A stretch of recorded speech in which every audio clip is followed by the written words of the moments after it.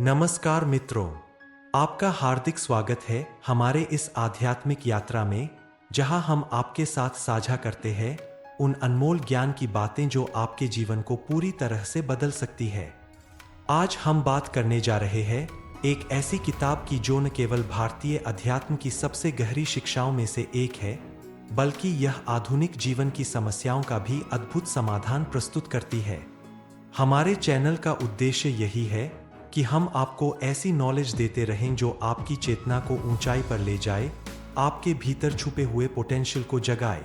आज की इस वीडियो में हम आपके साथ साझा करने जा रहे हैं ओशो की महान कृति द बुक ऑफ सीक्रेट्स का सार, जो मूल रूप से विज्ञान भैरव तंत्र पर आधारित है। विज्ञान भैरव तंत्र केवल एक पुस्तक नहीं है, यह जीवन जीने की कला है। यह 5000 साल पुराना ग्रंथ है, जिसमें शिव और पार्वती के बीच संवाद के रूप में 112 ध्यान की तकनीकें दी गई है। ओशो ने इन प्राचीन सूत्रों को आधुनिक भाषा में इस तरह प्रस्तुत किया है कि आज का व्यक्ति इन्हें आसानी से समझ सकता है और अपने दैनिक जीवन में उतार सकता है। जब हम तंत्र शब्द सुनते हैं तो अक्सर गलत धारणाएं मन में आ जाती है, लेकिन सच्चाई यह है कि तंत्र विज्ञान है, चेतना का विज्ञान। तंत्र का अर्थ है तकनीक, मेथड। यह वह विधि है जिससे आप अपनी चेतना को विस्तृत कर सकते हैं, अपने भीतर के डिवाइन को जगा सकते हैं। ओशो कहते हैं कि विज्ञान भैरव तंत्र दुनिया की सबसे साइंटिफिक किताब है, क्योंकि यह केवल थ्योरीज नहीं देती, बल्कि प्रैक्टिकल मेथड्स देती है। यह नहीं कहती कि क्या करना चाहिए, बल्कि यह बताती है कि कैसे करना चाहिए। यह नहीं कहती कि सत्य क्या है, बल्कि यह बताती है कि सत्य को कैसे जाना जाता है। इस अद्भुत ग्रंथ की शुरुआत होती है देवी के प्रश्न से।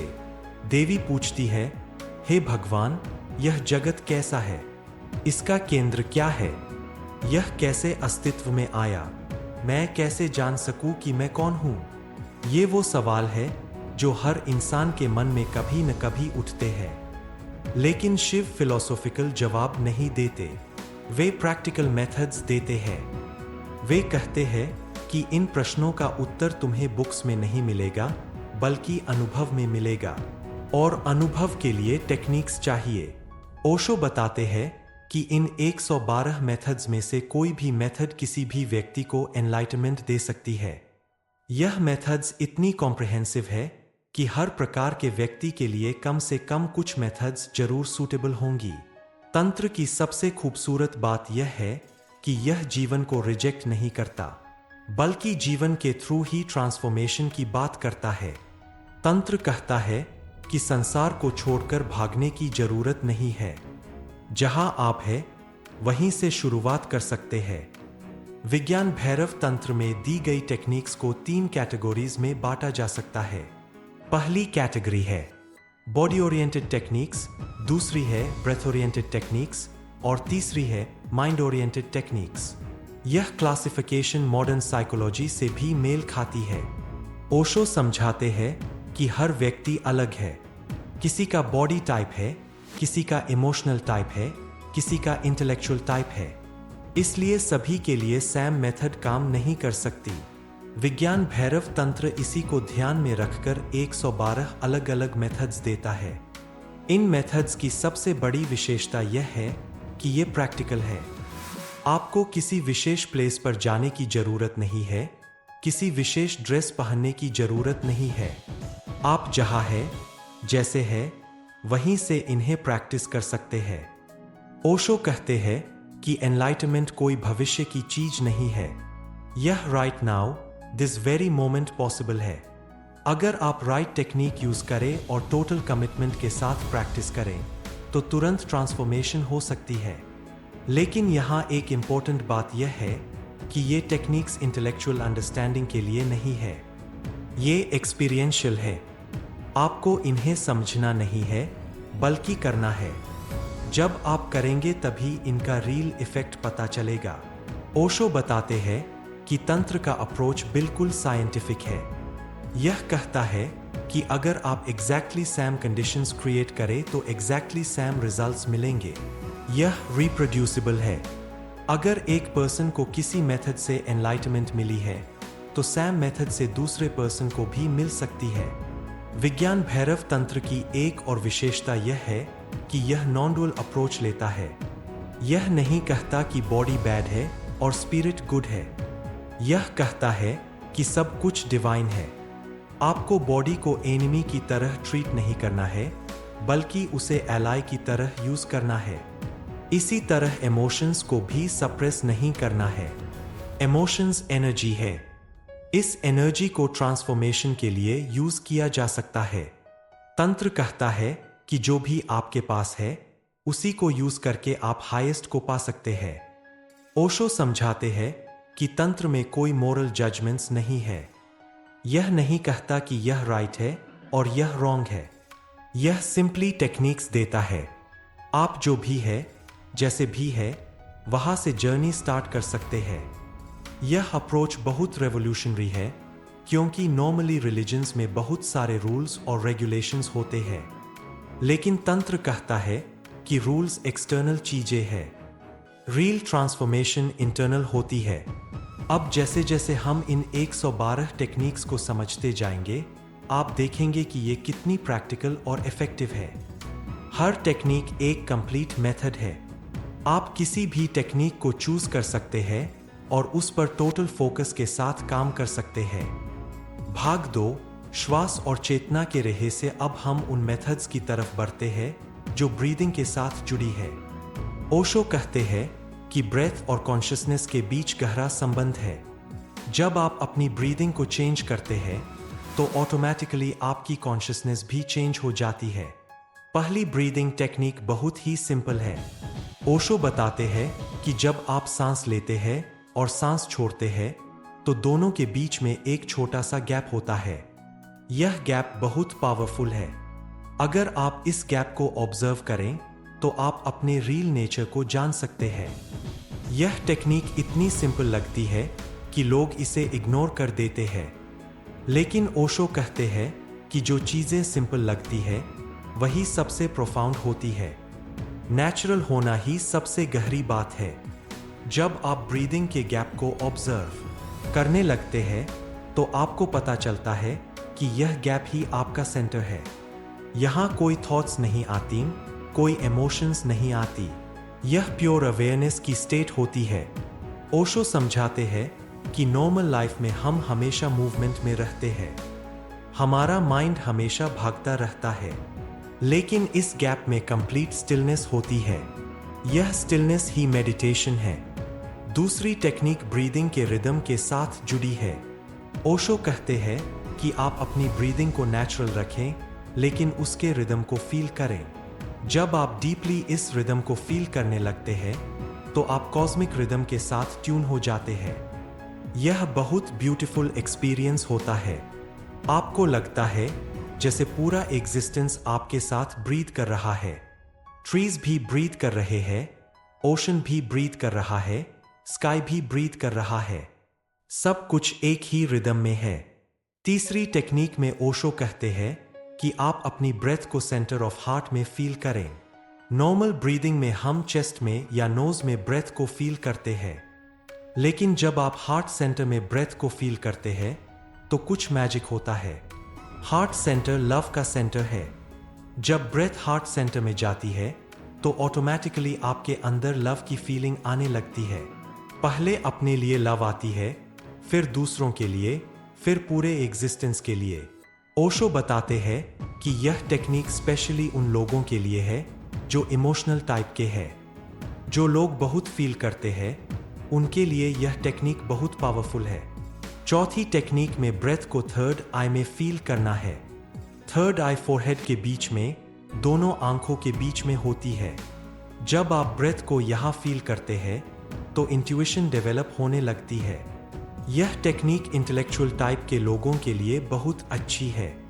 जो लोग बहुत थिंक करते हैं उनके लिए यह टेक्निक सूटेबल है। धीरे धीरे थिंकिंग कम हो जाती है और नोइंग बढ़ने लगती है। पांचवी टेक्निक में ओशो कहते हैं कि आप ब्रीद इन करते समय एनर्जी को अप की तरफ फील करें और ब्रीद आउट करते समय डाउन की तरफ। यह आपके शरीर में एनर्जी का सर्कुलेशन बढ़ाता है।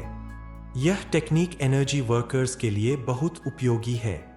जो लोग योगा करते हैं, मार्शल आर्ट्स करते हैं या कोई फिजिकल एक्टिविटी करते हैं, उनके लिए यह टेक्निक बहुत हेल्पफुल है।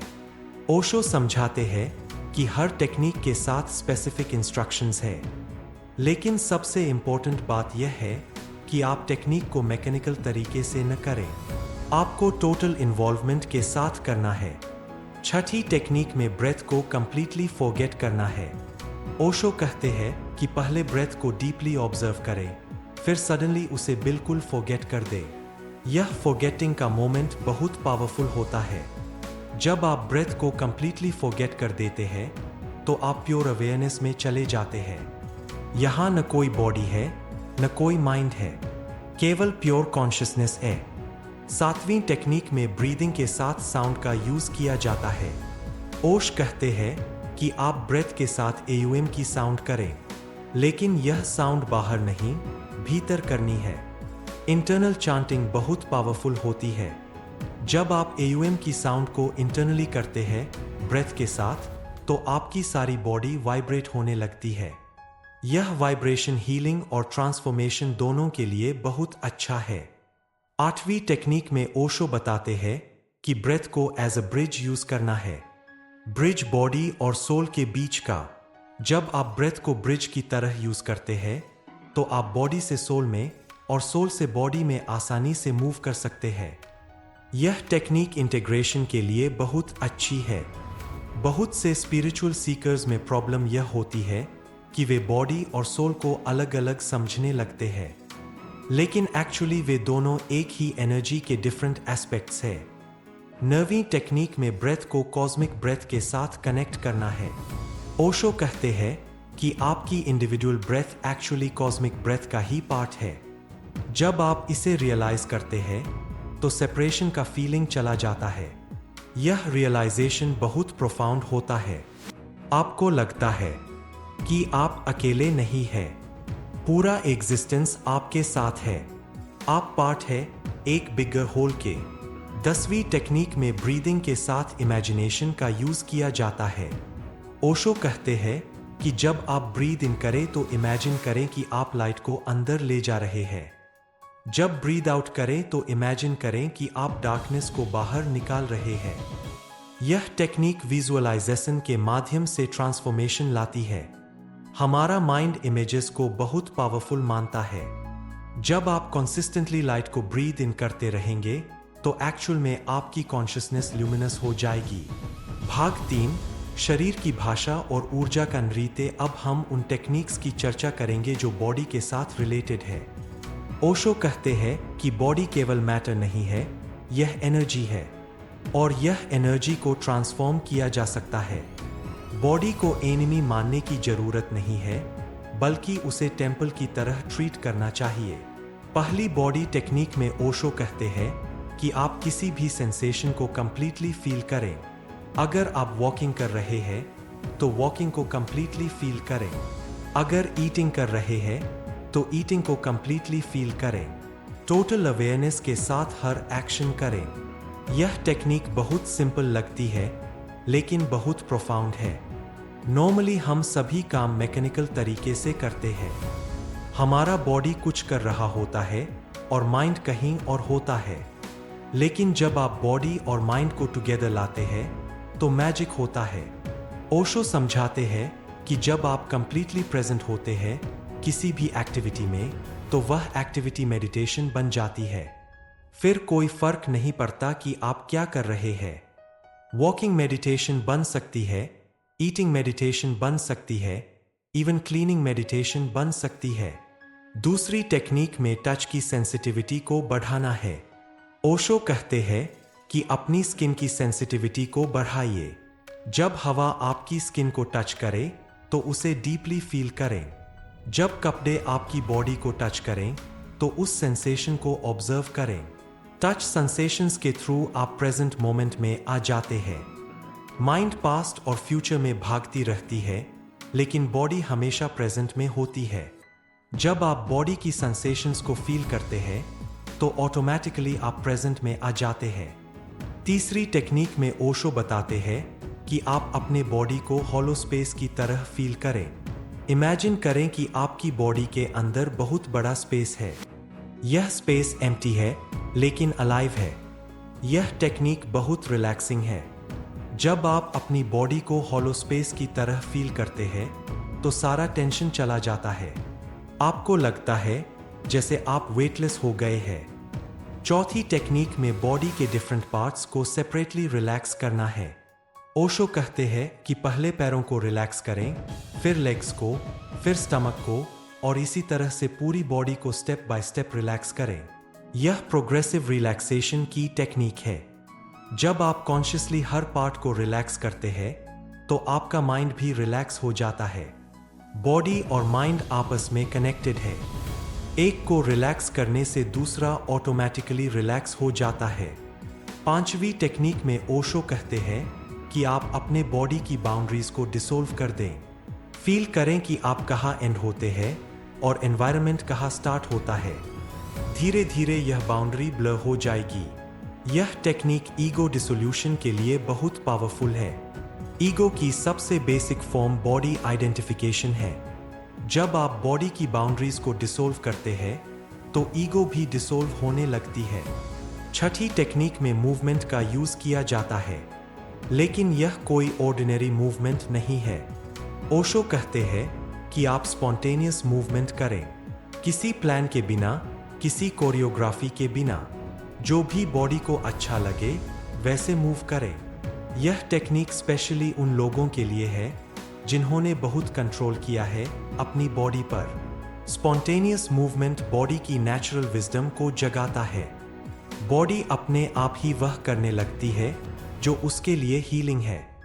सातवीं टेक्निक में ओशो बताते हैं कि आप अपनी बॉडी को एनर्जी फील्ड की तरह फील करें। सॉलिड मैटर की तरह नहीं, बल्कि वाइब्रेटिंग एनर्जी की तरह। यह साइंटिफिक फैक्ट भी है। मॉडर्न फिजिक्स कहती है कि मैटर एक्चुअली एनर्जी है। जब आप बॉडी को एनर्जी की तरह फील करने लगते हैं तो बहुत से चेंजेस होते हैं। हेल्थ इंप्रूव होती है, फ्लेक्सिबिलिटी बढ़ती है और कॉन्शियसनेस भी एक्सपैंड होती है। आठवीं टेक्निक में बॉडी के सेंटर को फाइंड करना है। ओशो कहते हैं कि हर पर्सन का एक सेंटर होता है। यह नाभि के पास होता है। जब आप अपने सेंटर को फाइंड कर लेते हैं तो आपकी सारी एनर्जी ऑर्गेनाइज्ड हो जाती है। सेंटर से ऑपरेट करना बिल्कुल अलग एक्सपीरियंस होता है। आपकी सारी मूवमेंट्स ग्रेसफुल हो जाती है, डिसीजंस क्लियर हो जाते हैं और लाइफ में स्टेबिलिटी आ जाती है। 9वीं टेक्निक में ओशो कहते हैं कि आप अपनी बॉडी को टेम्पल की तरह ट्रीट करें। हर सेल को डिवाइन माने। जब आप बॉडी को सेक्रेड मानने लगते हैं तो उसके साथ आपका रिलेशनशिप बिल्कुल चेंज हो जाता है। सेक्रेड बॉडी केयर बिल्कुल अलग होती है। आप उसे अब्यूज नहीं करते, उसे प्रॉपर्ली नरिश करते हैं, उसकी नीड्स को रिस्पेक्ट करते हैं। यह अप्रोच हीलिंग और ट्रांसफॉर्मेशन दोनों के लिए बहुत पावरफुल है। 10वीं टेक्निक में बॉडी की इंटरनल प्रोसेसेस को ऑब्जर्व करना है। हार्ट बीट को फील करना, ब्लड सर्कुलेशन को फील करना, डाइजेशन की प्रोसेस को ऑब्जर्व करना। ओशो कहते हैं कि यह इंटरनल ऑब्जर्वेशन आपको बॉडी के मिस्ट्रीज में ले जाता है। जब आप बॉडी की इंटरनल प्रोसेसेस को ऑब्जर्व करने लगते हैं तो आप रियलाइज करते हैं कि कितनी इंटेलिजेंस है बॉडी में। बिना आपके कोई एफर्ट के बॉडी अपना सारा काम कर रही है। यह रियलाइजेशन ग्रैटिट्यूड लाती है और ईगो को हम्बल बनाती है। भाग 4, मन की परतों को पार करना और विचारों से मुक्ति। अब हम उन टेक्निक्स पर आते हैं जो माइंड के साथ डायरेक्टली वर्क करती है। ओशो कहते हैं कि माइंड सबसे कॉम्प्लेक्स मैकेनिज्म है। यह आपका सबसे बड़ा टूल है, लेकिन अगर यह अनकंट्रोल्ड हो जाए तो यह आपका सबसे बड़ा एनिमी भी बन सकता है। पहली माइंड टेक्निक में ओशो कहते हैं कि थॉट्स को ऑब्जर्व करें, लेकिन उनमें इन्वॉल्व न हों।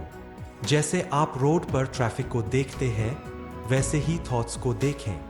आप ट्रैफिक का पार्ट नहीं बनते, आप सिर्फ ऑब्जर्वर रहते हैं। यह टेक्निक बहुत फंडामेंटल है। नॉर्मली हम थॉट्स के साथ आइडेंटिफाई हो जाते हैं। हमें लगता है कि हम ही थॉट्स हैं। लेकिन जब आप ऑब्जर्विंग स्टार्ट करते हैं तो आप रियलाइज करते हैं कि आप थॉट्स से सेपरेट है। आप थॉट्स के वॉचर हैं। दूसरी टेक्निक में ओशो बताते हैं कि थॉट्स के बीच में जो गैप्स होते हैं उन पर फोकस करें। जब एक थॉट जाती है और दूसरी आने में थोड़ा टाइम लगता है, वह गैप ही आपका रियल नेचर है। यह गैप बहुत सटल होता है लेकिन बहुत पावरफुल होता है। इस गैप में प्योर अवेयरनेस होती है। कोई कंटेंट नहीं होता, केवल कॉन्शियसनेस होती है। जैसे जैसे आप इन गैप्स को ऑब्जर्व करने लगेंगे, ये गैप्स बड़े होते जाएंगे। तीसरी टेक्निक में थॉट्स को एनर्जी की तरह ट्रीट करना है। ओशो कहते हैं कि थॉट्स को गुड या बैड न माने, वे सिंपली एनर्जी है। आप इस एनर्जी को ट्रांसफॉर्म कर सकते हैं। जब आप थॉट्स को एनर्जी की तरह देखने लगते हैं तो आप उनसे फाइट नहीं करते, आप उन्हें यूज करना सीख जाते हैं। नेगेटिव थॉट्स की एनर्जी को पॉजिटिव डायरेक्शन में चैनल किया जा सकता है। चौथी टेक्निक में ओशो कहते हैं कि आप विटनेस बने। विटनेस का मतलब है कि आप सिर्फ देखने वाले बने। जो भी माइंड में चल रहा है उसे सिंपली देखें, न उसे चेंज करने की कोशिश करें, न उसे स्टॉप करने की कोशिश करें। विटनेसिंग एक आर्ट है। पहले यह डिफिकल्ट लगता है क्योंकि हमारी हैबिट है इन्वॉल्व होने की, लेकिन प्रैक्टिस के साथ आप परफेक्ट विटनेस बन सकते हैं। जब आप परफेक्ट विटनेस बन जाते हैं तो ऑटोमेटिकली ट्रांसफॉर्मेशन होने लगती है। पांचवी टेक्निक में माइंड को एम्प्टी स्पेस की तरह फील करना है। ओशो कहते हैं कि इमेजिन करें कि आपका माइंड एक एम्प्टी रूम है, कुछ भी नहीं है उसमें। यह एम्प्टीनेस ही फुलनेस है। एम्प्टी माइंड का मतलब स्टूपिड माइंड नहीं है। एम्प्टी माइंड का मतलब है अवेलेबल माइंड। जब माइंड एम्प्टी होता है तो वह फ्रेश इंसाइट्स रिसीव कर सकता है। क्रिएटिविटी एम्प्टी माइंड से ही आती है। छठी टेक्निक में ओशो बताते हैं कि आप सेंटर से ऑब्जर्व करें। जब थॉट्स आती है तो आप पेरिफेरी से ऑब्जर्व करते हैं, लेकिन अगर आप सेंटर से ऑब्जर्व करें तो पर्सपेक्टिव बिल्कुल चेंज हो जाता है। सेंटर से देखने पर थॉट्स बहुत डिस्टेंट लगती है, जैसे क्लाउड्स आकाश में फ्लोटिंग कर रहे हों। आप स्काई है और थॉट्स क्लाउड्स है। स्काई अफेक्टेड नहीं होता क्लाउड्स से। सातवीं टेक्निक में पास्ट और फ्यूचर को डिसोल्व करना है। ओशो कहते हैं कि माइंड की सारी प्रॉब्लम्स पास्ट और फ्यूचर से आती है। अगर आप कंप्लीटली प्रेजेंट में आ जाएं, तो माइंड की कोई प्रॉब्लम नहीं रहती। प्रेजेंट मोमेंट में कोई प्रॉब्लम नहीं होती। प्रॉब्लम्स मेंटल कॉन्स्ट्रक्शंस हैं। जब आप पास्ट रिग्रेट करते हैं या फ्यूचर वरी करते हैं, तब प्रॉब्लम्स क्रिएट होती है। प्रेजेंट में केवल रियलिटी होती है। आठवीं टेक्निक में ओशो कहते हैं कि क्वेश्चंस को डिसोल्व कर दें। माइंड हमेशा क्वेश्चंस क्रिएट करती रहती है, लेकिन अगर आप क्वेश्चनिंग को स्टॉप कर दें तो माइंड भी स्टॉप हो जाती है। क्वेश्चनिंग ही माइंड की बेसिक एक्टिविटी है। जब आप क्वेश्चंस को डिसोल्व कर देते हैं तो माइंड के पास कुछ करने को नहीं रहता। यह स्टेट बहुत पीसफुल होती है। लेकिन यहाँ इंपॉर्टेंट बात यह है कि आप क्वेश्चंस को फोर्स से सप्रेस नहीं करना है। आप सिंपली उनमें इंटरेस्ट न लें। जब कोई क्वेश्चन आए तो उसे एनर्जी न दें, वह अपने आप डिसोल्व हो जाएगी। 9वीं टेक्निक में ओशो बताते हैं कि आप अपनी कॉन्शियसनेस को एक्सपैंड करें। फील करें कि आपकी अवेयरनेस बॉडी के बाहर भी फैली है। धीरे धीरे इसे और एक्सपैंड करते जाएं। कॉन्शियसनेस एक्सपांशन बहुत ब्यूटीफुल एक्सपीरियंस होती है। पहले आप फील करते हैं कि आप रूम में फैले हैं, फिर बिल्डिंग में, फिर सिटी में और अंत में पूरे यूनिवर्स में। यह फीलिंग यूनिटी और वननेस की होती है। 10वीं टेक्निक में माइंड की वेव लाइक नेचर को ऑब्जर्व करना है। ओशो कहते हैं कि माइंड वेव्स की तरह फंक्शन करती है। कभी हाई होती है, कभी लो होती है। आप इन वेव्स को सिंपली ऑब्जर्व करें। जब आप माइंड की वेव पैटर्न को ऑब्जर्व करने लगते हैं तो आप रियलाइज करते हैं कि यह सब नेचुरल है।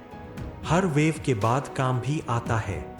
आप वेव्स के साथ राइड नहीं करते, आप ओशन बन जाते हैं। भाग 5, प्रेम और करुणा के द्वार से आत्म साक्षात्कार। अब हम उन टेक्निक्स की बात करेंगे जो हार्ट सेंटर के थ्रू काम करती है। ओशो कहते हैं कि लव सबसे डायरेक्ट पाथ है एनलाइटमेंट के लिए। जब आप प्योर लव में होते हैं तो आप ऑटोमेटिकली मेडिटेटिव स्टेट में चले जाते हैं। पहली लव टेक्निक में ओशो कहते हैं कि किसी भी ऑब्जेक्ट के साथ टोटल लव करें। यह ऑब्जेक्ट कुछ भी हो सकता है, एक फ्लावर, एक ट्री, एक पर्सन या कोई भी चीज। इंपॉर्टेंट बात यह है कि लव टोटल होना चाहिए। टोटल लव का मतलब है कि उस मोमेंट में कुछ और एग्जिस्ट न करे, सिर्फ आप और आपका बिलवेड ऑब्जेक्ट। जब लव टोटल होता है तो लवर और बिलवेड के बीच का गैप डिसअपियर हो जाता है। यही यूनियन की स्टेट है। दूसरी टेक्निक में सेल्फ लव को डेवलप करना है। ओशो कहते हैं कि पहले आप अपने आप से प्रेम करना सीखें। अपनी हर वीकनेस को, हर स्ट्रेंथ को एक्सेप्ट करें। खुद के साथ कंपैशनेट रहें। सेल्फ लव का मतलब ईगो नहीं है। ईगो कंडीशनल लव है, मैं अच्छा हूं इसलिए मुझसे प्रेम करता हूं। लेकिन सेल्फ लव अनकंडीशनल होता है, मैं जैसा भी हूं वैसे ही अपने आप को एक्सेप्ट करता हूं। तीसरी टेक्निक में ओशो बताते हैं कि आप अपने एनिमीज से भी प्रेम करें। यह बहुत चैलेंजिंग टेक्निक है लेकिन बहुत पावरफुल भी है। जब आप अपने एनिमीज से प्रेम कर सकते हैं तो आपके अंदर कोई हेट्रेड नहीं रह जाती। एनिमी से प्रेम करने का मतलब यह नहीं है कि आप उसकी रॉन्ग एक्शंस को सपोर्ट करें। आप एक्शंस को रिजेक्ट कर सकते हैं लेकिन पर्सन को एक्सेप्ट करें। हेट एक्शन को करें, पर्सन को नहीं। चौथी टेक्निक में यूनिवर्सल लव को डेवलप करना है। ओशो कहते हैं कि पहले एक व्यक्ति से प्रेम करें, फिर धीरे धीरे इस लव को एक्सपैंड करते जाएं। पहले फैमिली, फिर फ्रेंड्स, फिर कम्युनिटी और अंत में पूरे एग्जिस्टेंस से प्रेम करें। यूनिवर्सल लव एनलाइटमेंट का नेचुरल रिजल्ट है। जब आप अपने रियल नेचर को जान जाते हैं तो आप रियलाइज करते हैं कि सब कुछ कनेक्टेड है। सब कुछ वन ही कॉन्शियसनेस के डिफरेंट एक्सप्रेशंस हैं। पांचवी टेक्निक में कंपैशन को डेवलप करना है। कंपैशन लव से भी डीपर क्वालिटी है। ओशो कहते हैं कि कंपैशन का मतलब है दूसरे के दुख को अपना दुख समझना और उसे मिटाने की कोशिश करना। कंपैशन डेवलप करने के लिए आप सफरिंग को डीपली अंडरस्टैंड करना होगा। अपनी सफरिंग को समझें, फिर दूसरों की सफरिंग को समझें। जब आप रियलाइज करते हैं कि सफरिंग यूनिवर्सल है तो नेचुरल कंपैशन पैदा होती है। छठी टेक्निक में ओशो कहते हैं कि आप ग्रैटिट्यूड डेवलप करें। थैंकफुलनेस मेडिटेशन का एक फॉर्म है। जब आप जेन्युइनली ग्रेटफुल होते हैं तो आपका हार्ट ओपन हो जाता है। ग्रैटिट्यूड छोटी छोटी चीजों के लिए करें। मॉर्निंग की सनलाइट के लिए, फ्रेश एयर के लिए, अपनी हेल्थ के लिए। जैसे जैसे ग्रैटिट्यूड बढ़ती जाएगी आपकी हैप्पीनेस भी बढ़ती जाएगी। सातवीं टेक्निक में फॉरगिवनेस को प्रैक्टिस करना है। ओशो बताते हैं कि फॉरगिवनेस सिर्फ दूसरों के लिए नहीं है, यह अपने लिए भी है। जब आप फॉरगिव करते हैं तो आप अपने हार्ट से बर्डन हटा देते हैं। फॉरगिवनेस का मतलब यह नहीं है कि आप रॉन्ग को राइट मान लें। फॉरगिवनेस का मतलब है कि आप पास्ट को छोड़ दें। पास्ट में जो हुआ है उसे चेंज नहीं किया जा सकता, लेकिन प्रेजेंट को चेंज किया जा सकता है। आठवीं टेक्निक में डिवोशन को डेवलप करना है। डिवोशन प्योर लव की हाईएस्ट फॉर्म है। ओशो कहते हैं कि जब आप किसी डिवाइन क्वालिटी के लिए टोटल डिवोशन डेवलप करते हैं तो आप उस क्वालिटी को अट्रैक्ट करने लगते हैं। डिवोशन में सरेंडर होता है, ईगो को डिसोल्व करना होता है। जब ईगो डिसोल्व हो जाती है तो आप डिवाइन के साथ मर्ज हो जाते हैं। यही भक्ति का अल्टीमेट गोल है। 9वीं टेक्निक में ओशो कहते हैं कि आप ब्यूटी को अप्रिशिएट करना सीखें। ब्यूटी अवेयरनेस को बढ़ाती है। जब आप ब्यूटी को डीपली फील करते हैं तो आप प्रेजेंट मोमेंट में आ जाते हैं। ब्यूटी हर जगह है, एक फ्लावर में, एक चाइल्ड की स्माइल में, एक बर्ड के सॉन्ग में। आपको सिर्फ आइज होनी चाहिए देखने के लिए। ब्यूटी अप्रिशिएशन ऑटोमेटिक मेडिटेशन बन जाता है। 10वीं टेक्निक में जॉय को कल्टीवेट करना है। ओशो बताते हैं कि जॉय आपका नेचुरल स्टेट है। आपको जॉय क्रिएट नहीं करनी है, सिर्फ उन बैरियर्स को रिमूव करना जो जॉय को ब्लॉक कर रहे हैं। जॉय के लिए कोई रीजन की जरूरत नहीं होती, यह कॉस्टलेस होती है।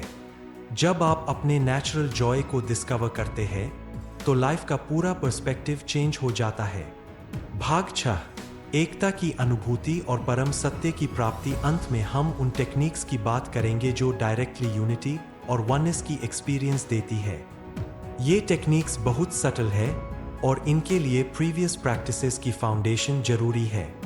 पहली यूनिटी टेक्निक में ओशो कहते हैं कि आप सब्जेक्ट और ऑब्जेक्ट के बीच का डिफरेंस मिटा दें। जब आप कोई फ्लावर देख रहे हैं तो सीयर, सीइंग और सीन के बीच जो सेपरेशन है उसे डिसोल्व कर दें। यह डिसोल्यूशन बहुत प्रोफाउंड एक्सपीरियंस होती है। नॉर्मली हम 3 चीजें फील करते हैं: देखने वाला, देखने की प्रोसेस और जो देखा जा रहा है। लेकिन रियलिटी में ये तीनों एक ही प्रोसेस के पार्ट्स है। दूसरी टेक्निक में टाइम और स्पेस को ट्रांसेंड करना है। ओशो बताते हैं कि टाइम और स्पेस माइंड के कंस्ट्रक्शंस है। रियलिटी में कोई टाइम नहीं है, कोई स्पेस नहीं है, सब कुछ हियर एंड नाउ है। टाइम स्पेस ट्रांसेंडेंस से आप एटर्नल और इन्फिनिट को एक्सपीरियंस करते हैं। यह वह स्टेट है जहां पास्ट, प्रेजेंट और फ्यूचर एक हो जाते हैं। वेयर और व्हेन का कोई मीनिंग नहीं रह जाता। तीसरी टेक्निक में सेल्फ और अदर का मर्ज करना है। ओशो कहते हैं कि सेपरेशन एक इल्यूजन है। एक्चुअली कोई सेपरेट सेल्फ नहीं है, सब कुछ वन कॉन्शियसनेस के वेव्स है। जब यह रियलाइजेशन आती है तो लोनलीनेस कंप्लीटली डिसअपीयर हो जाती है। आप रियलाइज करते हैं कि आप कभी अकेले नहीं थे। होल एग्जिस्टेंस आपके साथ है, क्योंकि आप एग्जिस्टेंस के अलावा कुछ और है ही नहीं। चौथी टेक्निक में फॉर्म और फॉर्मलेस को एक देखना है। ओशो बताते हैं कि जो दिखता है वह भी ब्राह्मण है और जो नहीं दिखता वह भी ब्राह्मण है। फॉर्म सिर्फ फॉर्मलेस का मैनिफेस्टेशन है। यह अंडरस्टैंडिंग बहुत लिबरेटिंग होती है। आप मटेरियल वर्ल्ड को भी डिवाइन की तरह देखने लगते हैं। कोई रिजेक्शन नहीं रह जाती, सब कुछ एक्सेप्टेंस हो जाती है। पांचवी टेक्निक में ओशो कहते हैं कि आप विटनेस कॉन्शियसनेस को प्योर कॉन्शियसनेस में डिसोल्व कर दें। विटनेसिंग भी अल्टीमेटली एक स्टेप है। फाइनल स्टेट में विटनेस और विटनेस्ड एक हो जाते हैं। यह डिसोल्यूशन हाईएस्ट समाधि की स्टेट है। यहां कोई एक्सपीरियंसर नहीं रह जाता, केवल एक्सपीरियंस रह जाता है। एक्चुअली एक्सपीरियंस भी नहीं रह जाता, केवल बीइंग रह जाती है। छठी टेक्निक में साउंड और साइलेंस को एक देखना है। ओशो बताते हैं कि साउंड साइलेंस से ही आती है और साइलेंस में ही वापस चली जाती है। साइलेंस फंडामेंटल है, साउंड टेम्पररी है। जब आप इस ट्रूथ को डीपली रियलाइज करते हैं तो आप सभी साउंड्स में साइलेंस को हियर करने लगते हैं। इवन नॉइजी प्लेसेस में भी आपको इनर साइलेंस मिलती है। सातवीं टेक्निक में मूवमेंट और स्टिलनेस का यूनिटी देखना है। ओशो कहते हैं कि मूवमेंट स्टिलनेस का ही डांस है। जैसे वेव्स ओशन की स्टिलनेस में ही डांस करती है। यह रियलाइजेशन आपको डीपली पीसफुल बनाती है। फिर कितनी भी एक्टिविटी हो, आपके अंदर स्टिलनेस बनी रहती है। यह स्टिलनेस ही आपका रियल सेंटर है। आठवीं टेक्निक में नोन और अननोन को मर्ज करना है। ओशो बताते हैं कि मिस्ट्री ही लाइफ का एसेंस है। जितना आप जानते हैं उतना ही रियलाइज करते हैं कि कितना अननोन है। मिस्ट्री को एम्ब्रेस करना स्पिरिचुअल मैच्योरिटी का साइन है। आप कंफर्टेबल हो जाते हैं नॉट नोइंग के साथ। यह नॉट नोइंग इग्नोरेंस नहीं है, यह विजडम है। 9वीं टेक्निक में इंडिविजुअल विल को कॉस्मिक विल में सरेंडर करना है। ओशो कहते हैं कि जब आप अपनी छोटी इच्छाओं को छोड़कर एग्जिस्टेंस की बड़ी इच्छा के साथ फ्लो करते हैं तो मैजिक होता है। सरेंडर वीकनेस नहीं है, यह अल्टीमेट स्ट्रेंथ है। जब आप कॉस्मिक विल के साथ अलाइन हो जाते हैं तो आपके थ्रू कॉस्मिक एनर्जी फ्लो करने लगती है। अंतिम टेक्निक में ओशो कहते हैं कि सब टेक्निक्स को भी छोड़ दें। जब आप रियल मेडिटेशन को जान जाते हैं तो टेक्निक्स की जरूरत नहीं रह जाती। आप नेचुरली मेडिटेटिव हो जाते हैं। यह हाईएस्ट स्टेट है जहां कोई मेथड नहीं है, कोई टेक्निक नहीं है। आप सिंपली है, बस होना है। यह चॉइसलेस अवेयरनेस की स्टेट है। ओशो के अनुसार विज्ञान भैरव तंत्र की इन 112 टेक्निक्स में से कोई भी टेक्निक आपको अल्टीमेट ट्रूथ तक ले जा सकती है। इंपॉर्टेंट यह है कि आप किसी एक टेक्निक को डीपली प्रैक्टिस करें। सरफेस लेवल पर सभी टेक्निक्स ट्राई करने से कुछ नहीं होगा। यह एंशिएंट विजडम आज भी उतनी ही रेलेवेंट है जितनी 5000 साल पहले थी, क्योंकि ह्यूमन कॉन्शियसनेस का बेसिक स्ट्रक्चर सेम है, मेथड्स सेम है, केवल लैंग्वेज चेंज हुई है। मित्रों, यह था ओशो की महान कृति द बुक ऑफ सीक्रेट्स का सार। यह टेक्निक्स केवल इंटेलेक्चुअल अंडरस्टैंडिंग के लिए नहीं है, इन्हें प्रैक्टिस करना है, जीना है। जब आप इन्हें अपने डेली लाइफ में इंप्लीमेंट करेंगे तभी इनकी रियल पावर का पता चलेगा। आशा करता हूं कि यह नॉलेज आपके स्पिरिचुअल जर्नी में हेल्पफुल होगी। यह वीडियो अगर आपको वैल्यूएबल लगी हो तो लाइक और शेयर जरूर करें और हमारे साथ जुड़े रहें ऐसी और भी ट्रांसफॉर्मेटिव कंटेंट के लिए। आपकी स्पिरिचुअल ग्रोथ में हमारा साथ देना हमारे लिए सबसे बड़ा रिवॉर्ड है। धन्यवाद।